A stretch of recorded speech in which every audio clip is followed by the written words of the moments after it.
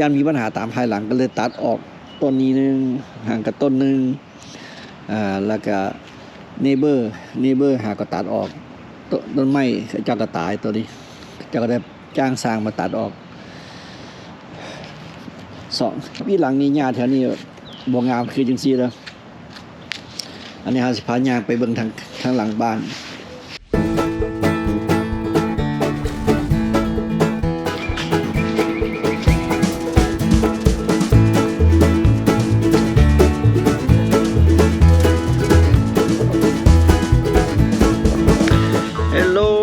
สบายดีทุกคนมื้อนี้เฮาสิมาอัปเดตหญ้าอยู่บ้านเฮาให้เบิ่งแบบว่าเปรียบเทียบ2เดือนหลัง2เดือนหลังนี่หญ้าแถวนี้หญ้ามีแต่หญ้าสีเหลืองหญ้าตายแล้วซะเพราะว่ามันถึกซีซั่นfall season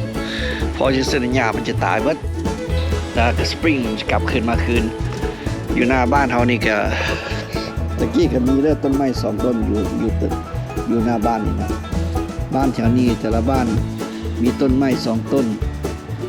เพราะว่าตัดต้นไม้ออกเพราะว่ามันแปลว่าหากไม้นะมันสิขึ้นตามหน้าดินนี่แล้วก็เฮ็ดให้หญ้าบ่โปร่งเลยแล้วก็อีกอย่างนึงมันจะทำลายท่อสปริงเกอร์แล้วก็ท่อน้ำนะย่านมีปัญหาตามภายหลังก็เลยตัดออกต้นนี้นึงห่างกับต้นนึงแล้วก็เนเบอร์หาก็ตัดออกต้นไม้เจ้าก็ตายตัวนี้เจ้าก็ได้จ้างสร้างมาตัดออก2 ปีหลังหญ้าแถวนี้บ่งามคือจังซี่เด้ออันนี้เฮาสิพาย่างไปเบิ่งทางหลังบ้านมื้อนี้เราก็สิได้มาตัดหญ้าเดี๋ยวนี้ทุกๆ5มื้อจะได้ตัดหญ้าละหญ้ากำลังขึ้นสูงขึ้นไวเพราะว่าถึกฝนนี่ก็หลังบ้านเขาก็จะเป็นบ่มีสวนผักเด้อพี่น้องเด้อมีแต่หญ้าลวดสิเป็นวันนี้หญ้าเพราะว่าเขาบ่มักต้นไม้หลังบ้านเพราะว่ายามหนาวใบไม้ก็ล้นแล้วก็เพิ่มเวียกเขาก็เลยตัดสินใจว่าบ่เอาต้นไม้ปลูกหน้าบ้านหลังบ้านบ่เอาอันนี้กันต้นไม้ของเนเบอร์ต้นหมากกระทันเพิ่นว่าต้นหมากกระทันว่าซั่นแต่ละปีนี่เขาก็ต้องได้มาตัดโป่งออกเนี่ยมันลามมาฮอดต้นไม้ต้นนี้นะมันลามไปทั่วเบิดเขาก็ต้องได้ตัดออกเพราะว่าเขาบ่อยากให้เกิดอยู่เดินบ้านเขาให้บ่ตัวอย่างสินี่ต้นไม้จากคนนี่เขาก็ต้องได้ตัดออกได้จิ้มออกแต่ละปีก็ได้คนเฮามักบ่คือกันเนาะแล้วแต่มักใครมักกว่าเนาะวันนั้นเฮาสิมาให้เบิ่งหลังจากเขาตัดหญ้ามื้อนี้ก็ระหว่างชั่วโมงนึงตัดหญ้าซ้ำนี้นะบางเทื่อก็ได้เฮาซ่อมแปลงไปแล้วต้นไม้นี่อาทิตย์นี้คือสิบ่ได้แปลงดอกแบบตัดผมให้ต้นไม้อันนี้ก็flower bed อันนี้หาก็ทริมไปละ2 ทิศหลังอันนี้ต้นมะคิวดเกือบมันตายมีหากมาตัวหากว่อนมากินเปื่อยเหี่ยวๆบัดนี้แต่นึกว่าก็ต้องได้น้ำมาสีดไล่ออกอันนี้ต้นไม้ลิลี่ดอกไม้2 ทิศหลังนี่งาม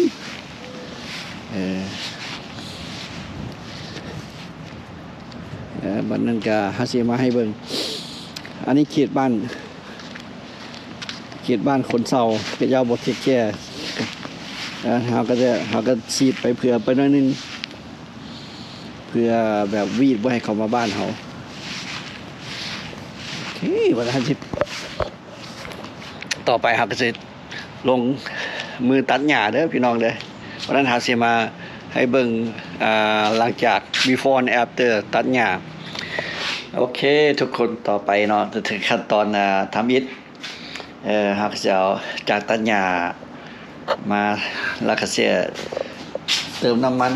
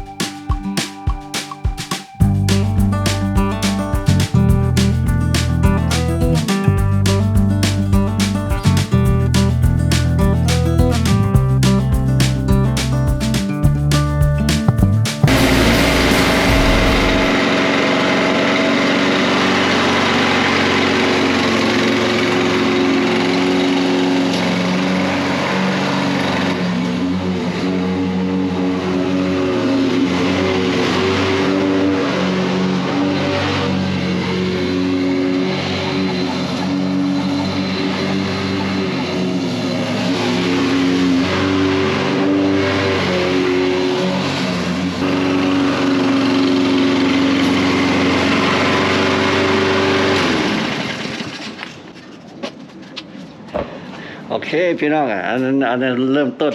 อันต่อไปก็ไปกินน้ำเพิ่มพลังต่อไปมันเป็นเอเจอร์ก็เป็นตัวนี้ตอบตัดตามขอบเนี่ย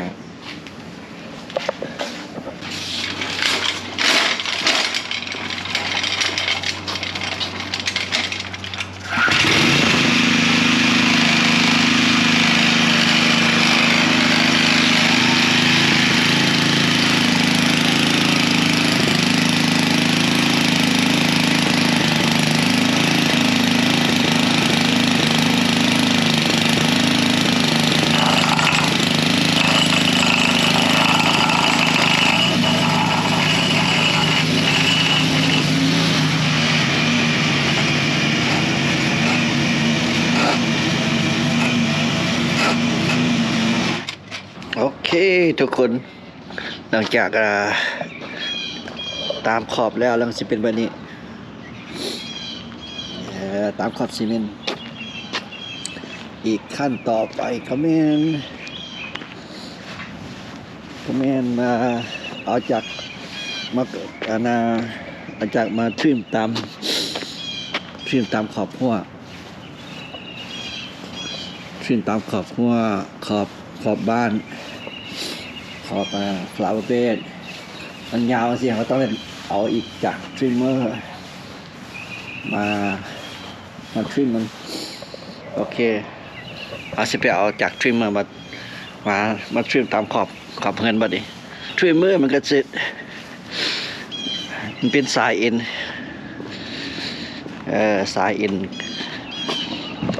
อีก2ขั้นตอนก็แล้วจากมันจะเป็นแบบนี้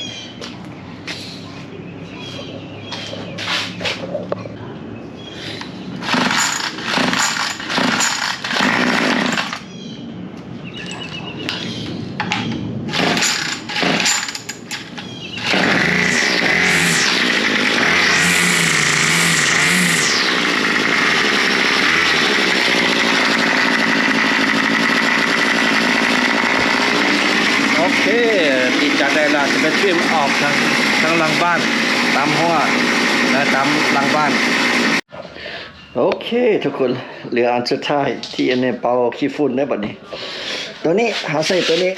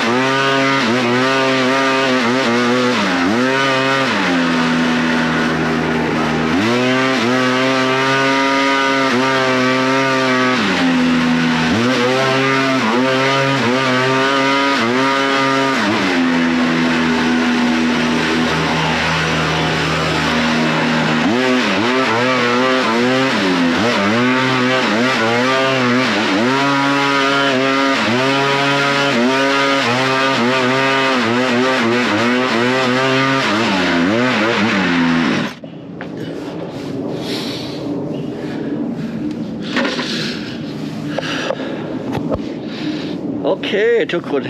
ก็สิพบประมาณนี้เด้อเบิ่งต้นหลังบ้านหญ้าหลังบ้านก็สิประมาณนี้นะพี่น้องอันนี้แต่ละปีเขาจุดเป้าหมายเขาแต่ละปีจะให้หญ้าเขียวแบบนี้ตอนนี้ฝนตกก็ดีแล้วก็ใส่ปุ๋ยนั่นนะสภาพเบิ่งหน้าบ้าน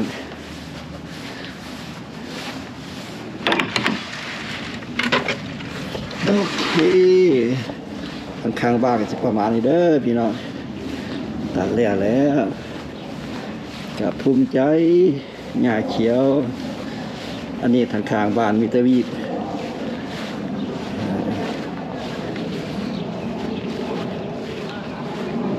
วันนี้เราก็มีแต่ทำความสะอาดแล้วก็แล้ว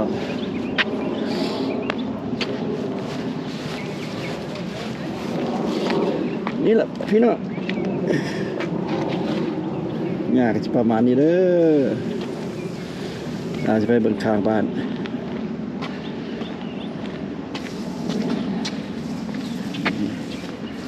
ข้างบ้านอันนี้มันเขตกับเจ้าเขาตัดเผือกน้อยนึงเขตเผือกน้อยนึงประมาณนี้แหละพี่น้องเอ้ยส่วนสิแล้วอันนี้ก็กิจกรรมของเขาทุกๆ5 มื้อเขาก็ต้องได้มาตัดหญ้าโอเคเอาที่นี้ได้พี่น้องขอบใจที่เข้ามาเบิ่งจนจบคลิปเจอกันที่หน้าเด้อพี่น้องอยู่ดีมีแหงบ๊ายบาย